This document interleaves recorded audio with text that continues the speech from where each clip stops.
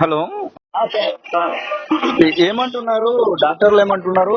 University వాళ్ళు ఏమంటున్నారు? మల్లారెడ్డి వాళ్ళు. మల్లారెడ్డి సార్ కొడుకు భద్రారెడ్డి సార్ వచ్చింది సార్ ఇప్పటికి 2 సార్లు. అయితే నైట్ వచ్చిపోయాడు, నిన్న మధ్యాహ్నం వచ్చాడు ఓకే.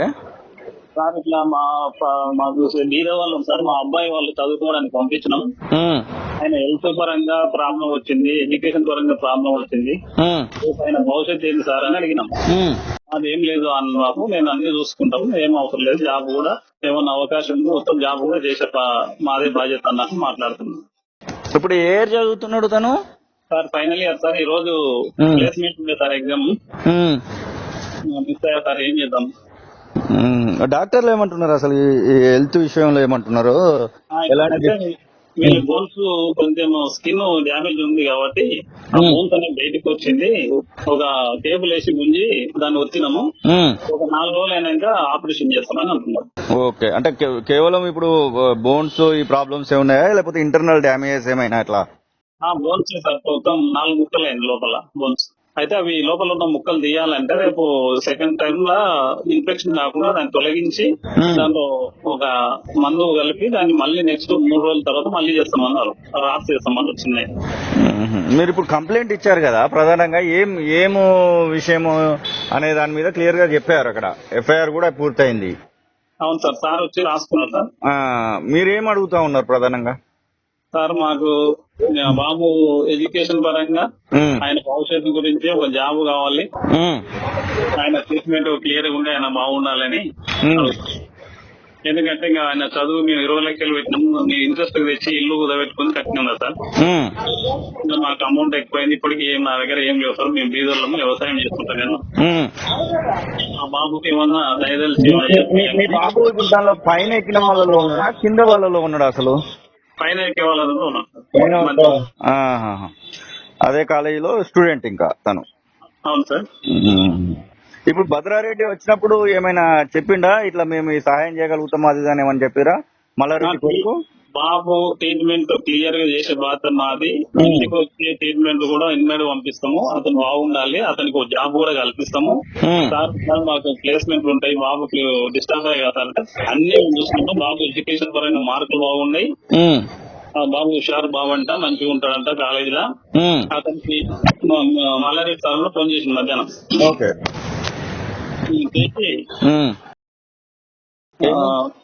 ఎక్కడ బాబు, ఎక్కడ ఆనంద్ గారు అని మీ అబ్బాయి అని సార్ అని చెప్పి ఈ ఎఫ్ఐఆర్ కాపీ అయినాకనే అయిందా? ఎఫ్ఐఆర్ అయినాక ఈ రోజు టచ్ లోకి వచ్చింది సార్. ఏమన్నారు ఎఫ్ఐఆర్ విషయం? ఏర్చుకుంటూ అడిగితే మా వీధుల్లో సార్ మేము ఇన్ని లక్షలు అప్పు చేసి చదివిస్తున్నాం, మా దగ్గర ఏం లేవు సార్, మీరే దయదాచాలంటే లేదమ్మా వెళ్ళ ఆలోచన పెట్టుకోవద్దు, నాకు 3వ కొడుకు అనుకో, నేను అన్ని విధాలుగా హెల్ప్ చేస్తాను. ఎఫ్ఐఆర్ గురించి ఏమన్నా అడిగిందా? ఎఫ్ఐఆర్ నువ్వే పెట్టినావా అని ఎట్లా ఏమన్నా అడిగిరా? ఎట్లా ఏం అడగలేదు సార్. అదే ఎఫ్ఐఆర్ అయిందని అయితే తెలుసా మీకు? తెలుసు సార్. వచ్చి సార్ రాసుకపోయినా వేరే వాళ్ళ దగ్గర చెప్పిన, వాళ్ళకి ఏదో అక్కడ వచ్చింది లైవ్ లో చేసుకుంటారులే అని అన్నారు. ఓకే. ఇంకా వేరే ఎవరైనా ఇంకా ఇట్లా ట్రీట్మెంట్ పొందుతున్న వాళ్ళు మీ దగ్గరే ఉన్నారా, వేరే దగ్గర ఉన్నారా? పక్కన అక్కడ ఉన్నారు సార్, ముందుకున్నారు. ఎట్లా అంటే వాళ్ళ పరిస్థితి ఎట్లుంది? ఎవరికైనా సీరియస్ అట్లా ఏమన్నా ఉందా? ఒక బాబు కూడా 2 దగ్గరలో ప్యాచారు, ఒక తలకు గాయమైంది అన్నారు. బాబు కాలేజీ ఏం కాదన్నట్లు తెలుసు సార్, వెయిట్ స్టూడెంట్ అంట, స్టూడెంట్ ఎవరు తెలియదు. ఓకే. ఇంకా మాది ఇబ్బంది ఉంది కాబట్టి మనం చూసుకున్నాం సార్. మీకు ఎంతమంది పిల్లలు? సార్ 2 కొడుకులు అయితే పెద్ద బాబు అనురాగులో ఆయన కూడా ఇంజనీరింగ్ చదివిస్తున్నాడు సార్. ఆయన ప్లేస్మెంట్ రాలే, జాబ్ రాలే, ఆ టెన్షన్ లో ఉండి పెద్దోళ్ళ గురించి ఆలోచిస్తుంటే ఇతను చేస్తున్నాం అనుకుంటే ఇతను కూడా ఈ విధంగా అయిపోతారు మా పరిస్థితి. ఇది ఇట్లా ప్రాబ్లం వచ్చి 14,50,000 అతనికి కట్టినా నెట్టుగా. మన మల్లారెడ్డి సార్ కూడా 14,500 అడిగిండు.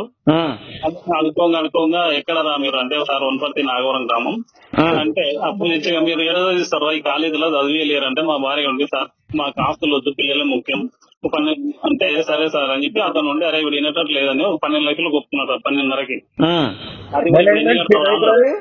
ఇప్పుడు ఎన్ని కడతారు అంటే 3 లక్షలు. లేదు 6 కట్టు, 8 నెలల్లో మొత్తం టోటల్ కట్టంటే టోటల్ క్లియర్ చేస్తారు సార్ 8 నెలల్లో. మేనేజ్మెంట్ సీట్ ఇప్పుడు అది లేదు sir, management sir, main campus లో. అవును. ఇప్పుడు వీళ్ళను ఎవరైనా రావాలని ఫోర్స్ చేసిరటనా, లేకపోతే వీళ్ళంతటా వీళ్ళు ఆ ప్రోగ్రామ్ కు పోయిరా? అయితే కాలేజీ ద్వారా ఇంకా మొత్తం లైవ్ నడుస్తుందని చెప్పి అందరు స్టూడెంట్ పాల్గొన్నారు సార్. అంటే వీళ్ళ మీద ఏమైనా ఫోర్స్ ఉందా, ఖచ్చితంగా మీరు రావాలి ఈవెంట్ లో ఉండాలని? అదొక సార్ బాబు తెలుసు అది. అట్లా ఏమైనా ఫోర్స్ చేసి తీసుకుపోతే కూడా అది కూడా తప్పే కదా అని వాళ్ళది. అవును సార్, ఫోర్స్ ఏం చేయలేదు అనుకుంటా సార్, కాలేజ్ స్టూడెంట్ అన్నట్లు. సార్ బాబు దగ్గర మాట్లాడుతున్నా సార్. ఇవ్వండి, మాట్లాడిస్తాను. Hello sir. ఎట్లా ఉంది మీకు ఇప్పుడు ప్రస్తుతం ఆరోగ్యం ఎట్లుంది? ఫైన్ సార్, బాగుంది. ఏం జరిగింది అసలు అక్కడ మీకు? మీరు పైన ఉన్నారా? కింద అన్ఫార్చునేట్లీ పడిపోయింది. ఆ వీడియో కనబడుతుంది క్లియర్ గా. అదే పడే మూమెంట్ లో దుంకా లెగ్ ఫ్రాక్చర్. ఓకే, ఇదే కంప్లైంట్ కూడా మీరే ఇచ్చినట్టుగా కనబడుతుంది ఏదో. ఉడాలి ఆనంద్ డాడీ. ఎట్లా ఇప్పుడు మీకు ఆరోగ్యం అంతా బాగానే ఉన్నట్టు కదా? బాగుంది సార్. మాట్లాడిరా ఏమన్నా? మల్లారెడ్డి కొడుకు ఎవరైనా మాట్లాడిరా మీతో? భద్రారెడ్డి సార్ మాట్లాడారు. ఏమని చెప్తున్నారు? ఇట్లా ట్రీట్మెంట్ అయిపోయిన వరకు చూసుకుంటాం అది నాతో మాట్లాడినారు. డాడీ వాళ్ళతో సైడ్కి ఏం మాట్లాడినో తెలియదు. ఓకే, నీ ప్రస్తుతానికి నీకు ఒక లెగ్ ఇంజురీ ఉంది అంతేనా? అంతే సార్. బాడీలో అంతా సిటీ స్కాన్ అన్ని తీసారా? తీసారు. అన్ని క్లియర్ గానే ఉన్నాయంటనా, ఏమైనా డిస్టర్బెన్సెస్ ఉన్నాయా మరి? లేదు సార్, అన్ని క్లియర్. ఒక లెగ్ కి ఫ్రాక్చర్ అయింది. ఆ ఈవెంట్ కి మీ అంతటా మీరు పోయిరా, లేకపోతే ఖచ్చితంగా రావాలి ఏమన్నా సర్క్యులర్ ఏమన్నా ఉందా యూనివర్సిటీ నుంచి? అంటే స్టూడెంట్స్ అంటే టాపిక్ ఈవెంట్ అని చెప్పారు కదా, ఫ్లెక్సీ సత్యనారాయణ పోయినట్లు ఫ్యాన్ బేస్డ్ గానే పోయారు మీరైతే. కాలేజీలో పెట్టారు కదా, అందరు స్టూడెంట్స్ అట్టే కదా. ఎంత మేరకు వచ్చి ఉంటారు క్రౌడ్ మీ అంచనా మేరకు? బయట వాళ్ళు కూడా చాలా మంది వచ్చిరా? ఒక 60 వచ్చారు. బయట వాళ్ళు కూడా వచ్చిరా? బయట వాళ్ళు వచ్చిండ్రు.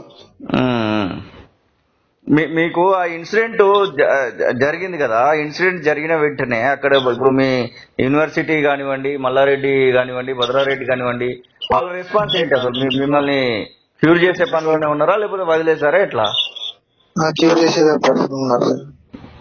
అంతా ఓకే అంటారు? ఓకే. ఇలాంటి ఈవెంట్స్ కు పోయే వాళ్ళకు ఒక బాధితునిగా నువ్వేం చెప్తావు?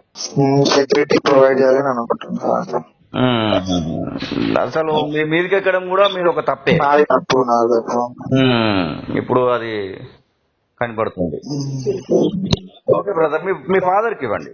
సార్ నేను వాళ్ళ మదర్ మాట్లాడుతున్నాను సార్. చెప్పండి సార్. మేము పూర్తిగా విలేదు సార్. మాకు ఆస్తులు డబ్బులు అనేది ఏదో కానీ తెలియదు కానీ నాకు ఒక పిచ్చి సార్.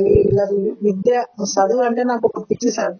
మాది వనపర్తి గ్రామం, అదే వనపర్తి జిల్లా సార్. రీసెంట్ గా అదే మేఘారెడ్డి కోయంబత్తూరు నిరంజన్ రెడ్డి సార్ నాది. అయితే నాకు ఏం సార్ అంటే, నేను చదువుకోకపోయినా నా పిల్లలను చదివించుకోలే, వాళ్ళని చదివించుకుంటే నా భవిష్యత్ అని మస్తు కలలు కన్నా సార్ నేను మా బాబు గురించి.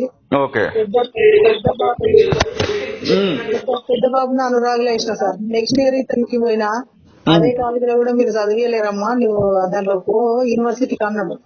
లేదు సార్ ఇంట్లో ప్లేస్మెంట్ ఉందని చెప్పి కూడా మేము మేనేజ్మెంట్ కోటలో పోయినా సార్.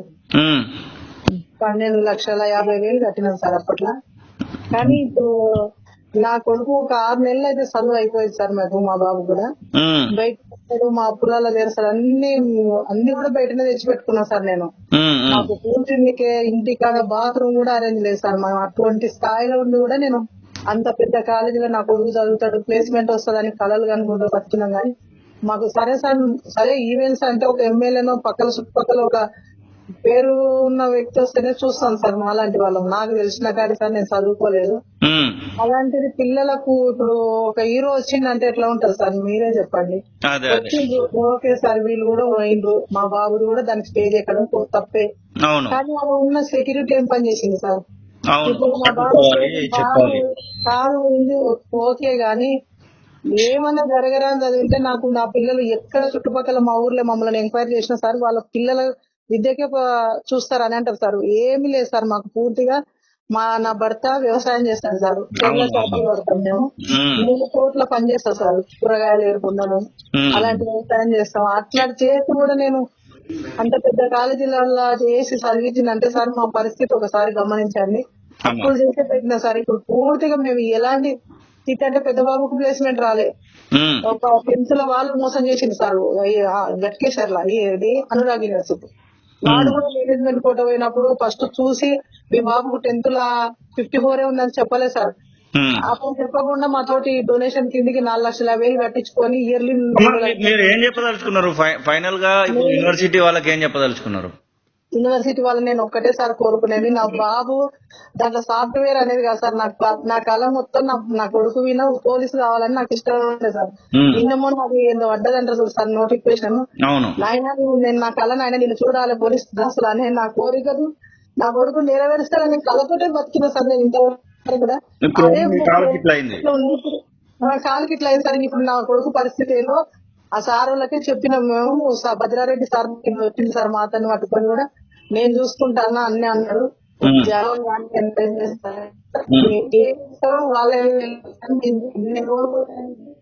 ఇంత అర్థంలో కూలుకుపోయినా సార్ మేము. ఇప్పుడు నా బాబు స్టేజ్లో మేము అతనికి ఇంటికానే ఉండాలి. ఇక్కడ చూస్తే ఎడ్యుకేషన్ ఇంకా 6 నెలలు ఉంది సార్ అతనికి. అది కూడా ఓకే చూస్తాం అంటున్నారు కానీ సార్ ఇంకా వాళ్ళే చెప్పాలి సార్, మాకు స్కూల్ యజమానే సమాధానం చెప్పాలి మేము.